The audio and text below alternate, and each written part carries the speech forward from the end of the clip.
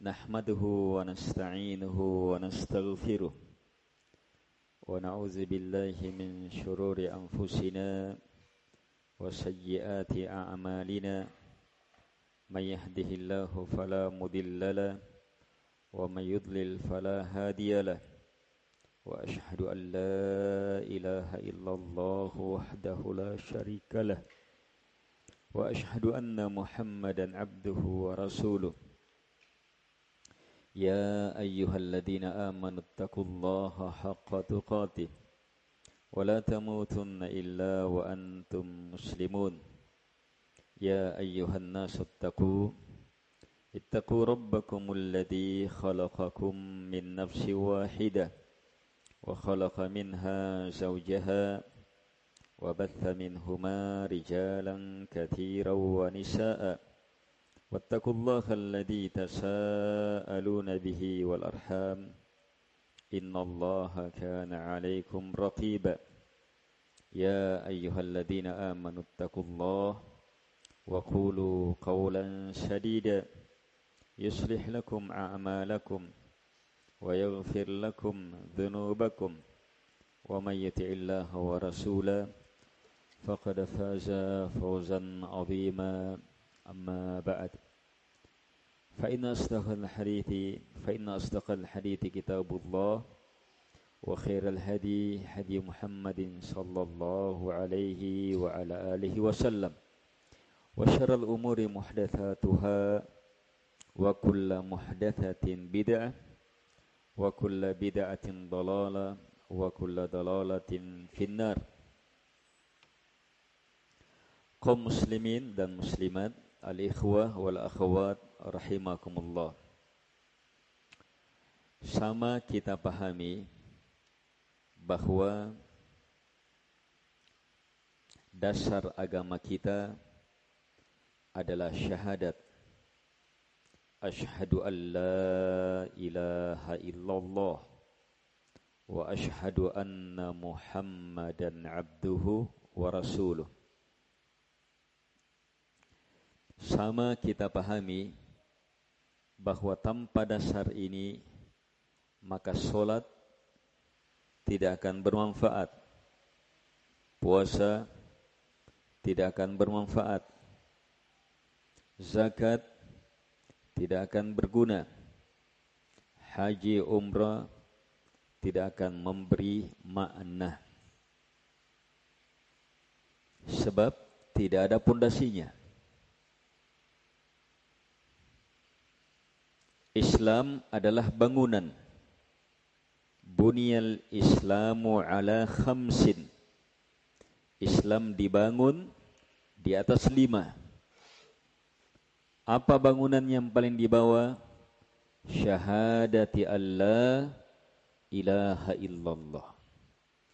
Disitulah dibangun semua kegiatan kita, seluruh fikiran kita, seluruh keyakinan kita, semua ucapan kita, semua amalan kita, seluruh ketaatan kita harus dibangun di atas ini.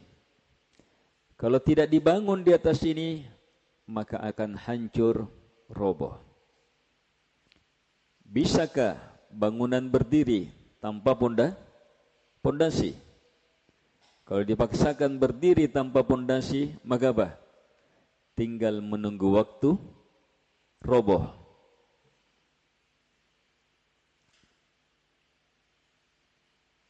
Berislam adalah membangun. Membangun harus mulai dari pondasinya. Dan pondasi agama kita sama dengan pondasi semua agama dan rasul sebelumnya, yaitu asyhadu an la ilaha illallah. Makanya rasul pertama yang diutus ke muka bumi, Nabi Nuh alaihi salatu wassalam, itu ajarannya langsung disebutkan oleh Nabi sallallahu alaihi wasallam, menjadi wasiatnya ketika beliau akan meninggal. Langsung disebutkan dalam Al-Quran, bagaimana dakwah Nabi Nuh alaihi salatu wassalam, ani'budullah wajtanibut taghut, beribadalah kalian hanya kepada Allah Subhanahu wa taala, tinggalkan semua disembah selain Allah Subhanahu wa taala. Dan bagaimana wasiatnya Nabi Nuh kepada anaknya, amuruka bila ilaha illallah, saya perintahkan kepada engkau supaya berla ilaha illallah. Lau anna as-samawati as-sab' wal ardina as-sab' wudi'at fi kiffah wa la ilaha illallah fi kiffah la rajahat bihinna la ilaha illallah. Seandainya 7 langit dan 7 bumi diletakkan dalam sebuah timbangan dan la ilaha illallah di timbangan yang satunya, maka pasti la ilaha illallah lebih berat. Lau anna as-samawati as-sab' wal ardina as-sab' kunna halqatan mubahama laqasamathunna la ilaha illallah. Seandainya 7 langit ini, 7 bumi ini terikat seperti gelang yang sangat kuat, maka pasti la ilaha illallah bisa menghancurkannya. Inilah kalimat ini jamaah. Kalimat yang harus diucapkan dengan ilmu, dengan keyakinan, dengan kejujuran, dengan kesungguhan, dengan ketundukan, dengan kecintaan, dengan keikhlasan. Kalimat yang harus kita tegakkan 2 kandungannya. La ilaha illallah. Tidak ada yang berhak untuk disembah. Tidak ada yang bisa diagungkan, dibesarkan. Tidak ada yang paling dicintai, paling diharapkan, paling ditakuti. Tidak ada yang kita serahkan padanya ibadah, kecuali hanyalah Allah Subhanahu wa ta'ala. Tetapkan Allah yang paling kita cintai, paling kita harapkan, paling kita takuti. Tetapkan ibadah kita, solat kita, berdiri kita, rukuk kita, sujud kita, peruntukkan seluruhnya hanya kepada Allah Subhanahu wa taala, tidak kepada selainnya. Kalimat ini jamaah adalah kalimat yang harus senantiasa kita perbaharui. La ilaha illallah adalah kalimat yang harus senantiasa kita tambah ilmunya. La ilaha illallah, sehingga semakin bertambah ilmu bahwa semua yang disembah selain Allah betul-betul tidak berhak untuk disembah. Walaupun mereka para rasul, para malaikat, apalagi kalau hanya sekedar jin-jin, penghuni kubur, penghuni tikungan, penghuni pohon. Iya. Apalagi kalau hanya sekedar bebatuan, pepohonan, patung-patung dan seterusnya. Semakin kita pahami semua selain Allah Subhanahu wa taala, semakin kuat kita menolak, tidak berhak untuk disembah, dibesarkan. Kemudian perkuat ilmu, illallah, hanya Allah yang berhak untuk disembah. Kenali Allah, Dia satu-satunya pencipta. Kalau begitu Dia satu-satunya disembah. Dia satu-satunya yang memberi, Dia satu-satunya yang menguasai, Dia satu-satunya yang mengatur. Kalau begitu harus hanya Dia saja Tuhan yang diserahkan padanya ibadah. Dia satu-satunya yang mencipta kita, memberi kita rezeki, dan pasti kita akan kembali kepadanya. Kalau begitu beribadah harus hanya kepada Allah Subhanahu wa taala. Tidak boleh kepada selainnya. Ini terus ditambah dengan mengenal Allah, mengenal nama-namanya, mengenal sifat-sifatnya, mengenal kebesarannya, mengenal keagungannya, sehingga kita semakin yakin la ilaha illallah. Dan syaitan jamaah tidak ingin kita berada di sini. Kita akan terus diuji, dicoba. Kita akan terus diganggu oleh syaitan. Supaya apa? Lupa makna ini. berkurang makna ini, bahkan hilang makna ini dalam diri, dalam fikiran, dalam keyakinan kita.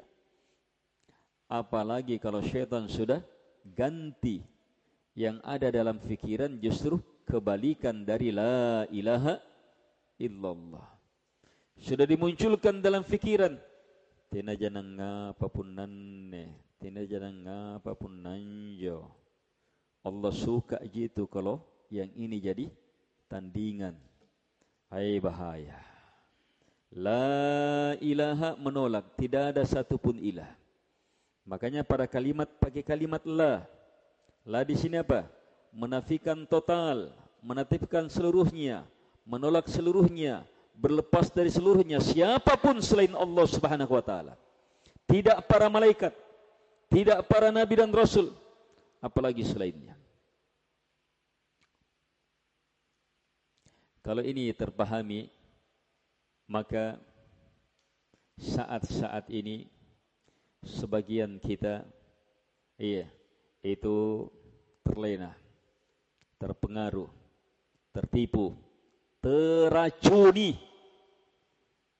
sehingga la ilaha illallah rusak. Kenapa? Menganggap tidak apa-apa Nabi Isa disembah, tidak apa-apa Nabi Isa alaihi salatu wassalam disembah juga, dipertuhankan juga. Tidak apa-apa Nabi Isa untuk dimintai ibadah juga, berdoa kepadanya.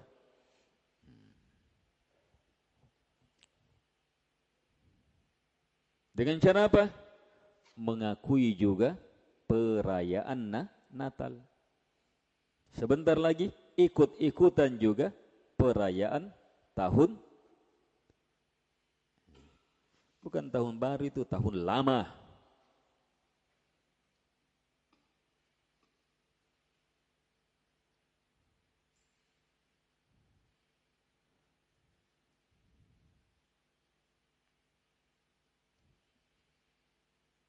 La ilaha illallah mengharuskan tidak boleh mengakuinya.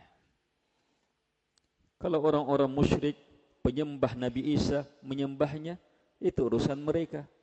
Kita kaum muslimin, lakum dinukum waliyadin. Bagi kalian agama kalian.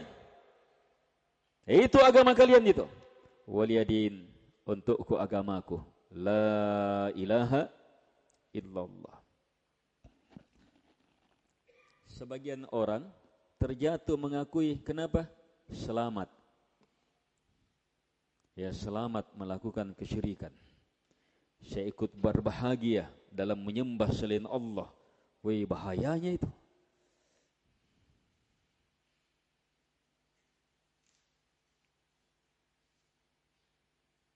Lebih parah lagi, yang dirayakan sebagai Tuhan atau anak Tuhan dan seterusnya, beragam kebodohan dan kesyirikan itu yang dipatung, itu yang disalib. Sementara Allah bilang, wa ma salabu, mereka tidak pernah menyalib Nabi Isa.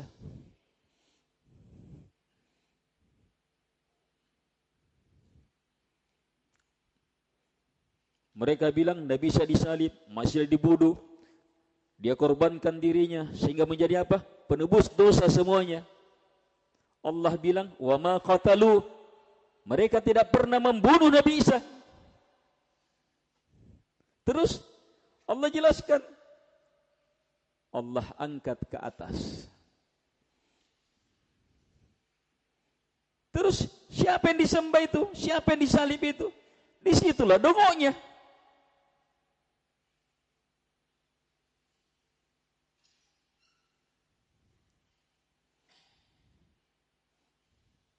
Kaum muslimin dan muslimat yang dimuliakan oleh Allah Subhanahu wa taala.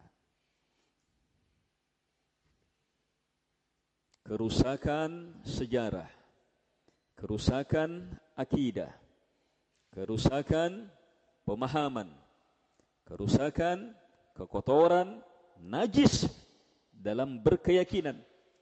Kenapa kita justru ikut menyatakan selamat.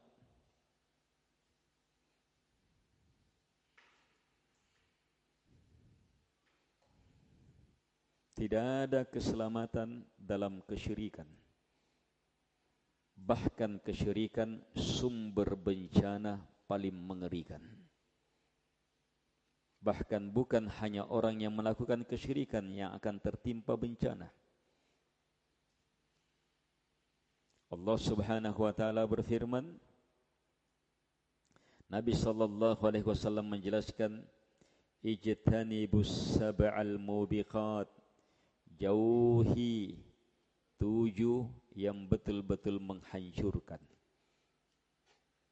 Ternyata yang pertama adalah asyirku billah, syirik kepada Allah Subhanahu wa taala. Sebab inilah kezaliman paling besar. Inna syirka la zulmun azim. Sungguh kesyirikan itu adalah kezaliman yang paling besar. Dan waspadai, kalau ada kezaliman, orang tidak tegur-tegur, tidak diingat-ingatkan, maka akan turun bencana yang tidak hanya menimpa pelaku kezaliman itu, orang-orang baik juga kena. Allah Subhanahu wa taala berfirman, wattaqu fitnah la tusibanna alladhina zalamu minkum khassah. Waspadai bencana. Kata Allah, waspadai ujian, bencana yang tidak hanya menimpa orang-orang yang melakukan kezaliman, orang-orang yang melakukan kesyirikan saja. Orang baik juga, orang yang tidak melakukan penyembahan kepada selain Allah, kena juga. Kata Allah, hati-hati di situ. Waspadai itu. Jadi gimana? Sementara sudah ada kezaliman ini dirayakan, dibesarkan. Gimana caranya supaya selamat?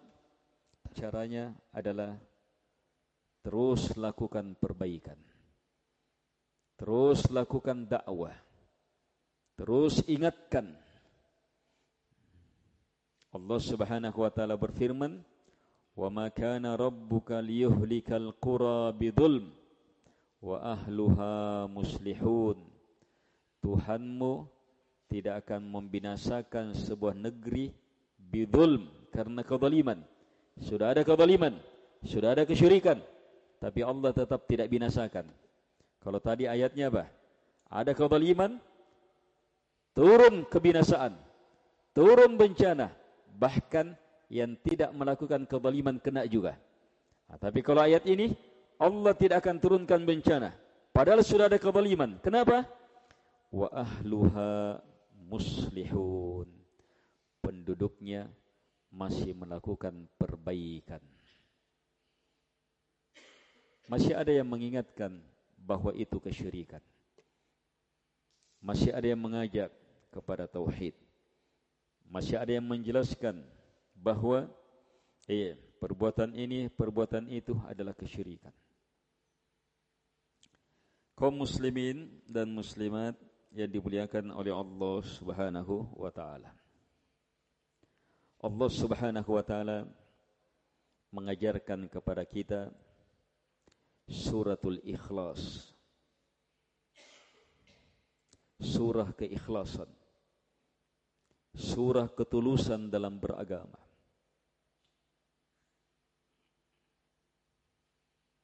Suratul Ikhlas yang paling terkenal, Qul huwallahu ahad, Allahus samad, lam yalid wa lam yulad wa lam yakul lahu kufuwan ahad. Qul, sampaikan ya Muhammad, bilang, ucapkan, dan kita juga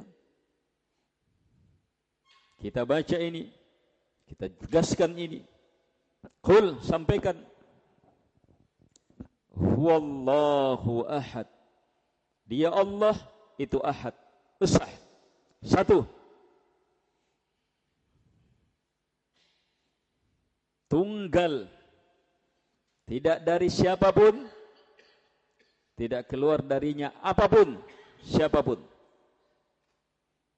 Tunggal, esa, dirinya bersendiri, kebesarannya bersendiri, nama-namanya bersendiri, kemuliaannya bersendiri, keagungannya bersendiri. Tidak ada sama sekali makhluk di situ. Pada namanya, pada sifatnya, pada hukumnya, pada ketentuannya, ahad. Pada dirinya, dia sendiri.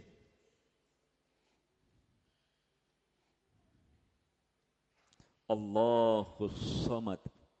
Allah adalah As-Samad, Sang Penguasa, pemilik segalanya, yang sempurna dalam mendengar, yang mengetahui sempurna dalam mengetahui, yang memimpin sempurna dalam memimpin, yang menguasai sempurna dalam menguasai, yang memberi sempurna dalam memberi, yang maha mampu sempurna dalam kemampuannya. Itu makna As-Samad, Sang Penguasa segalanya, sempurna dalam sifatnya, yang tidak perlu sama siapapun juga, justru seluruhnya perlu kepadanya. Itu makna As-Samad. Dia satu-satunya dalam dirinya, dalam rububiyahnya, penciptaannya, penguasaannya, pengaturannya, dalam namanya, dalam sifatnya, dalam ketinggiannya, dalam kebesarannya. Dan dia As-Samad. Lihat lebih jauh, karena itu apa? Lam yalid wa lam yulad. Tidak beranak. Kalau beranak berarti apa? Bukan ahad. Walam yulad. Lam yalid, tidak dilahirkan. Walam yulad. Apa lam yalid? Tidak melahirkan, tidak punya anak. Walam yulad, tidak dilahirkan.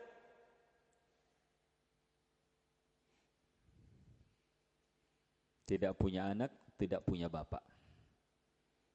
Kenapa? Ahad.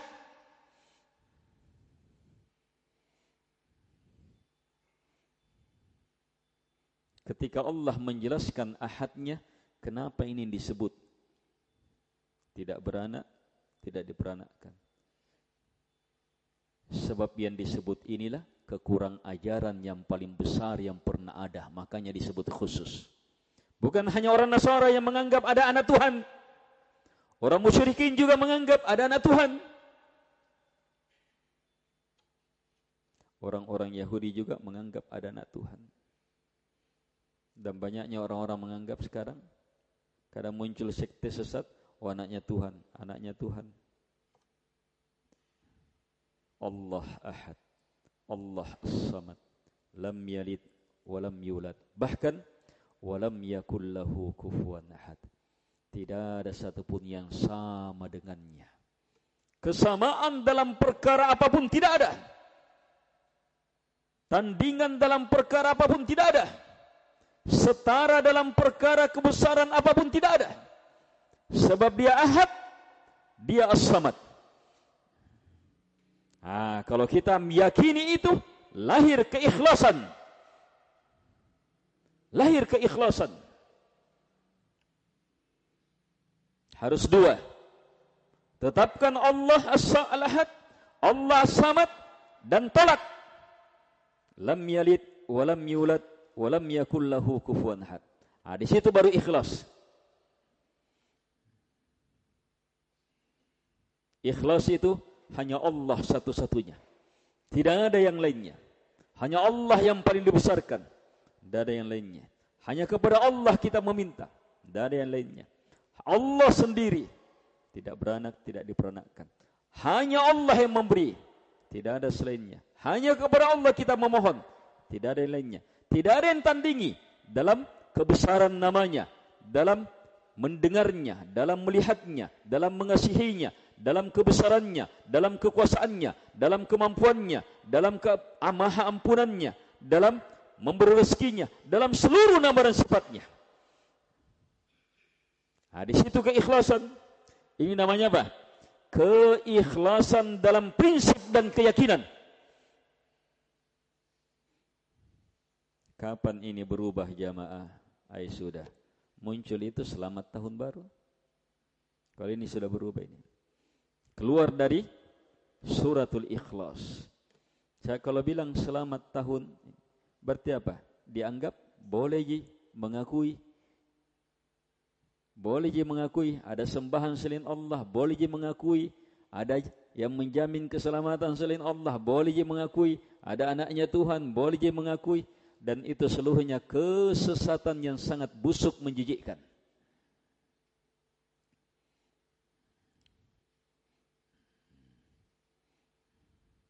Ini suratul Ikhlas. Yang kalau dibaca satu kali, pahalanya apa? Seperti sepertiga Al-Quran. 3 kali dibaca satu Al-Quran. Wih, banyaknya pahalanya ini ilmu.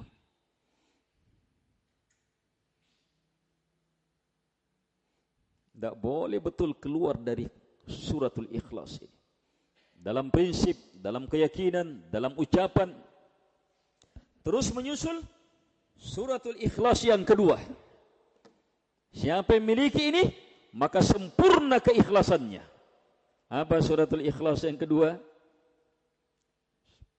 Qul ya ayyuhal kafirun la a'budu ma ta'budun wa la antum 'abiduna ma a'budu wala ana 'abidum ma 'abadtum wala antum 'abiduna ma a'budu lakum dinukum waliyadin. Ini dikenal juga dengan nama suratul Ikhlas. Kalau qul huwallahu ahad, keikhlasan prinsip, keyakinan, paham, akidah. Kalau qul ya ayyuhal kafirun, keikhlasan dalam ibadah, prakteknya. Qul, sampaikan ya Muhammad. Sama dengan qul huwallahu ahad. Qul, sampaikan. Tidak boleh disembunyikan seperti itu. Harus terang, harus jelas. Qul ya ayyuhal kafirun, juga terang, jelas. Sampaikan ya Muhammad. Bilang, ya ayyuhal kafirun, wahai semua orang kafir. Semua selain Islam.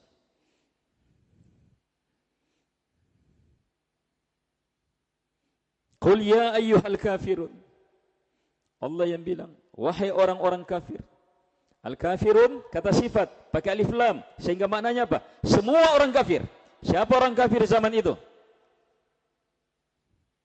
Siapa orang kafir zaman itu? Orang Yahudi, orang Nasara, orang Majusi, orang-orang musyrikin. Orang-orang munafikin yang sampai kepada kekafiran. Semua orang kafir dipanggil. Allah suruh nabinya sallallahu alaihi wasallam, dan kita terus baca. Qul, sampaikan, ya ayyuhal kafirun. Kita disuruh menyampaikan, wahai semua orang kafir. Wahai Yahudi, Nasara, orang musyrik, orang ini, semua selain Islam. La a'budu ma ta'budun. Saya tidak akan pernah beribadah, melakukan ibadah kepada apapun, siapapun yang kalian sembah.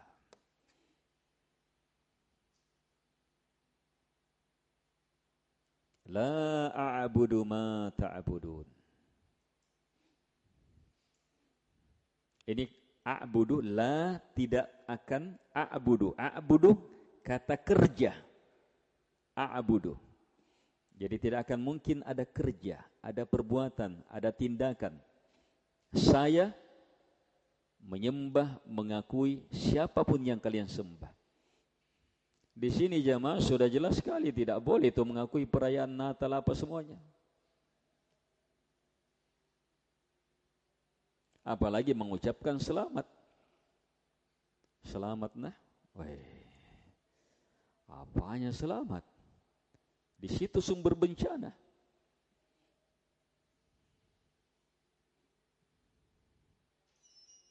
La a'budu ma ta'budun. Saya tidak akan pernah beribadah menyembah apapun yang kalian sembah. Apalagi kalau sampai merayakan. Kalau itu merayakan, itu ibadah paling hebat itu. Kalau orang muslim, la a'budu ma ta'budun. Kalian semua orang kafir, apapun yang kalian sembah, saya tidak akan pernah mengakui. beribadah, apapun yang kalian sembah. Sampai di situ? Tidak. Wala antum abiduna ma'abud. Dan kalian tidak akan pernah menjadi penyembah ma'abud, apa yang saya sembah, siapa yang saya sembah, dia yang saya sembah. Kenapa? Padahal orang Yahudi, orang Nasara, orang musyrikin menyembah Allah juga. Mereka menyembah Allah juga. Kenapa di sini dibilang kalian tidak akan menjadi penyembah dia yang sesembah? Sebab wala antum abiduna, kata abid itu untuk yang menyembah Allah dan murni ibadahnya kepada Allah, tidak yang lain. Kalau bercampur, bukan abidnya Allah, bukan penyembahnya Allah Subhanahu wa taala. Makanya kita bilang wala antum abiduna ma'abud. Kalian bukan penyembah dia yang sesembah. Mereka beribadah kepada Allah dan menyekutukannya, sehingga bukan hambanya Allah Subhanahu wa taala.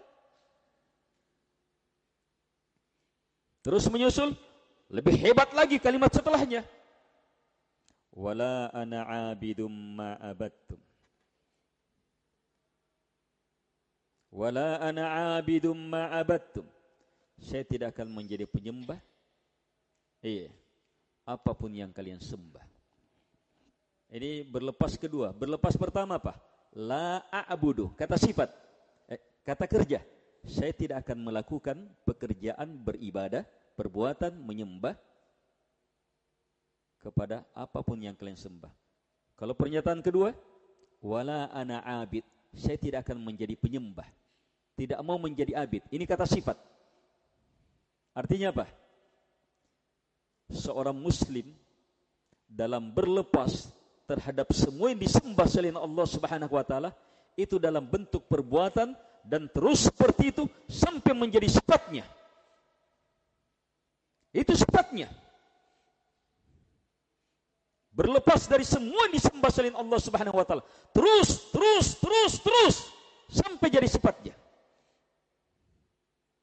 Wala antum abiduna ma abud. Kalau mereka, kalian tidak akan pernah menjadi penyembah dia yang saya sembah. Jadi kalimatnya dari awal berlepas. Akhirnya lakum dinukum waliyadin. Bagi kalian agama kalian. Saya tidak campuri. Agama busuk, kesyirikan, menjijikkan, mengambil sembahan selain Allah. Apalagi yang diambil adalah sesuatu yang tidak jelas. Yang disalib itu bukan Nabi Isa. Nabi Isa saja tidak bisa. Apalagi yang disembah itu apa? Yang disalib. Yang disalib itu bukan Nabi Isa. Itu apa? Kesesatan orang-orang Yahudi, bangsa terlaknat dalam merusak agama Nasara. Terus sampai sekarang.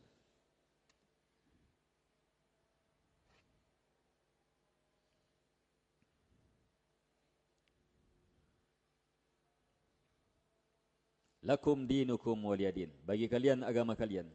Waliyadin, dan bagiku agamaku. Harus bisa. Tidak boleh sama.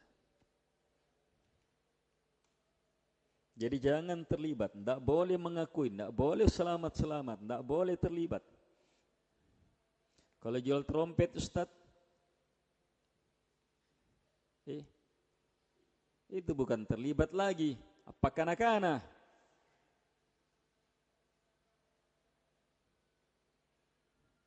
Jual trompet untuk merayakan. Kita yang bantu orang lagi untuk melakukan kesesatan. Banyaknya jual-jualan.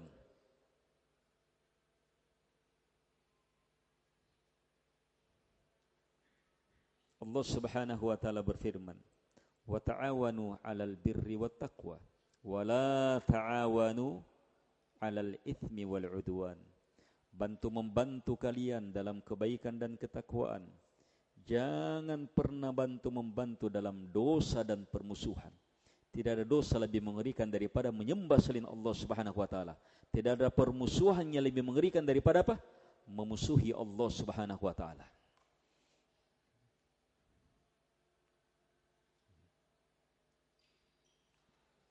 Kaum muslimin dan muslimat yang dimuliakan oleh Allah Subhanahu wa taala.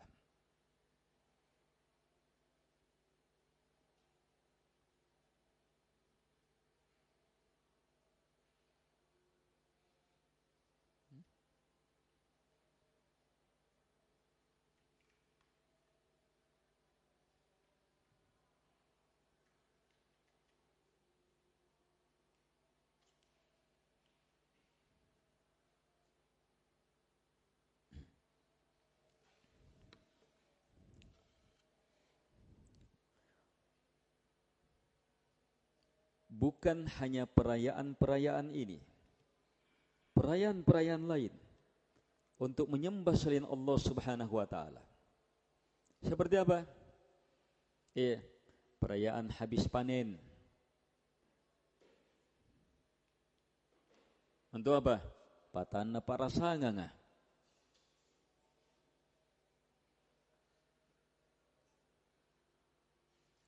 Perayaan naik rumah baru dengan maksud untuk membesarkan pasak rumah. Tidak apa-apa orang punya rumah baru, bersyukur, undang orang makan karena kesyukuran, tidak ada masalah. Tapi karena mau membesarkan, mau menyembelih untuk pasak rumah, berarti mau membesarkan selain Allah Subhanahu wa taala.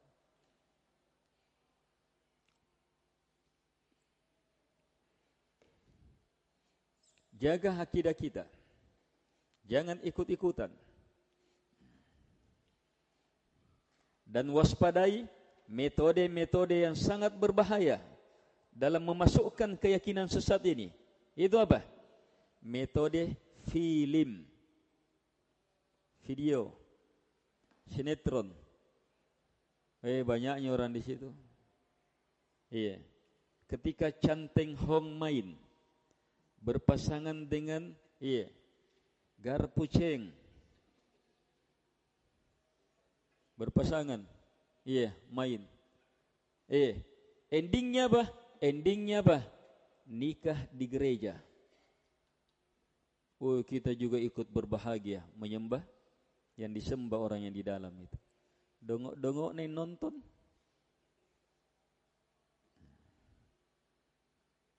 Ketika dalam toloknya lagi sedih, toloknya lagi sedih, masuk ke gereja, minta, minta bantu saya, tolong saya, kasih ini. Kita juga ikut menangis. Astagfirullah, ngarut tojen dom palaga. Ampan jari lala ngarut bale-bale ji. Menangis dalam menyembah selain Allah Subhanahu wa taala, ikut juga. Lihat bagaimana orang disesatkan. Ini sampai orang kakek-kakek juga tersesat di situ. Sudah tidak ada giginya. Apalagi yang anak-anak yang baru. Itu perfilman sangat mengerikan dalam rusak akidah. Memasukkan prinsip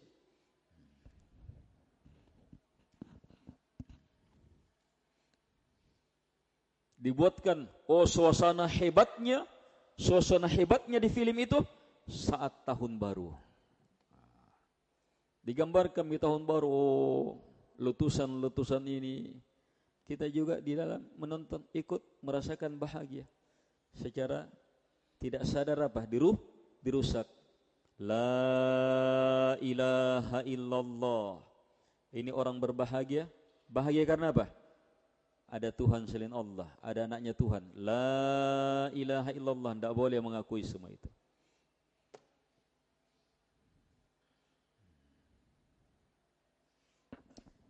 Tapi tidak mengakui, tidak terlibat, tidak mau menyatakan selamat tahun ini dan seterusnya. Pokoknya tidak terlibat, berlepas dari semua itu. Bukan artinya kita aparicu. Kalau begitu Ustaz, naku palappo kenjo.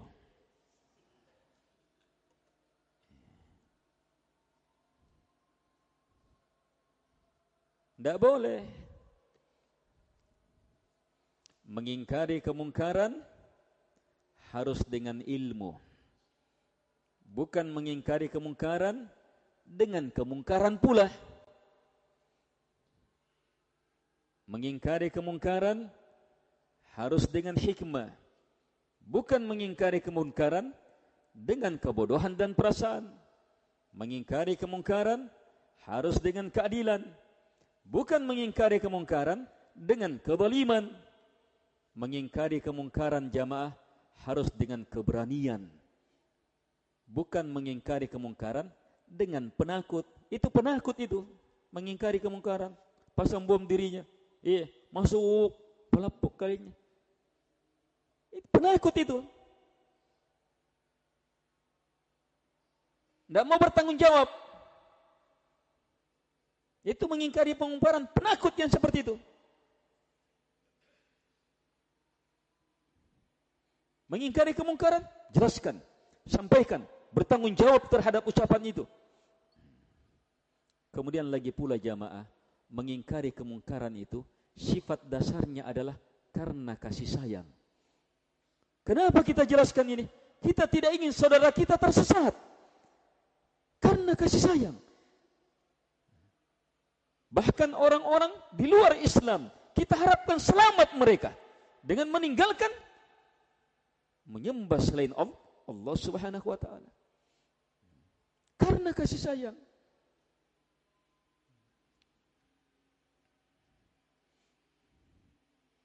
Ketika orang betul-betul penuh kasih sayang sampai orangnya harus terluka, dalam langkah selamatnya dia, tidak ada masalah. Ya tidak, sepakat tidak? Kalau orang karena kasih sayangnya dia selamatkan orang. Saat dia selamatkan, walaupun terluka, walaupun kehilangan anggota badannya, selama dia selamat, itu kasih sayang. Dan itu diakui semua orang. Mau lihat contohnya? Iya. Ada orang kena kanker di tangannya.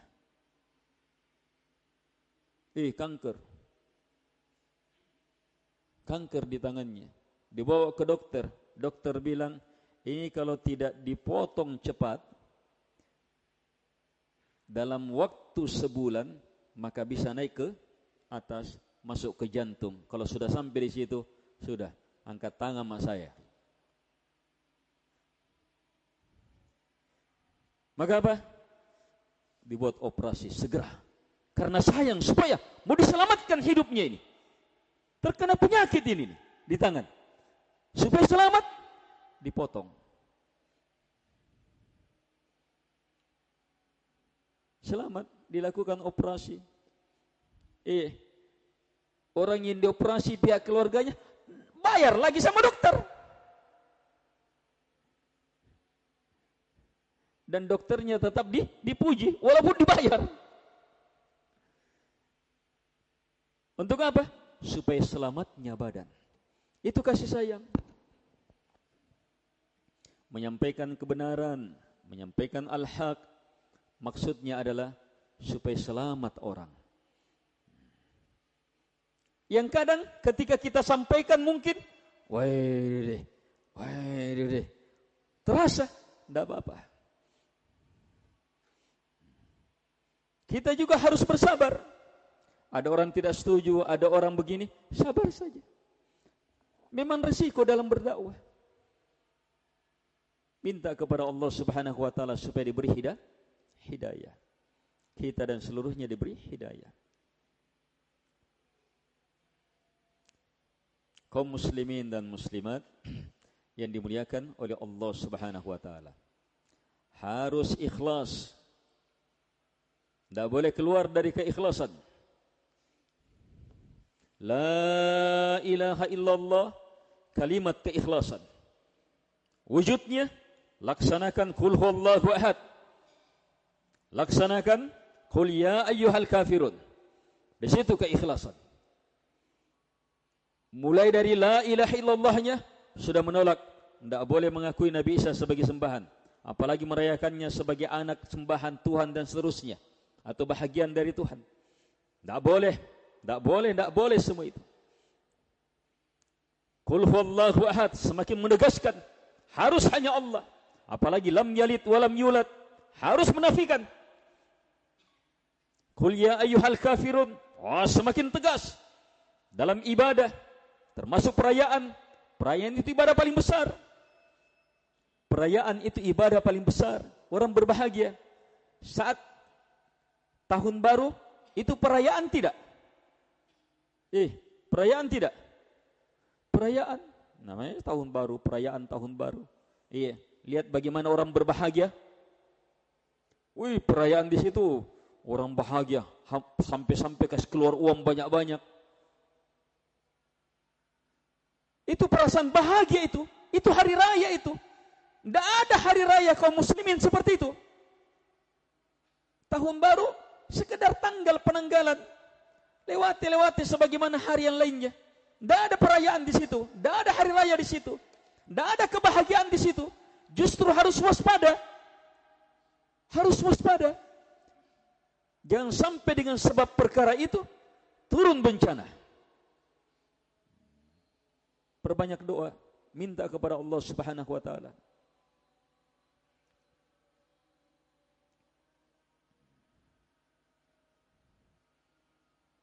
Jadi cermati hukumnya, bagaimana sikap kita, dan tetap jangan membuat kekacauan. Negara kita di atas hukum, ada keamanan, dan seterusnya.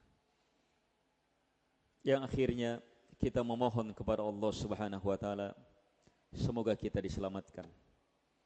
Semoga kita dituntun, senantiasa diberi hidayah.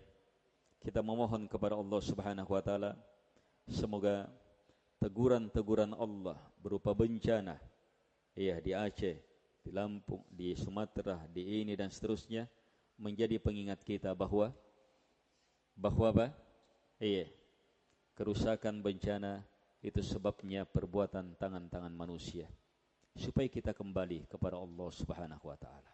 Ambil pelajaran supaya kembali.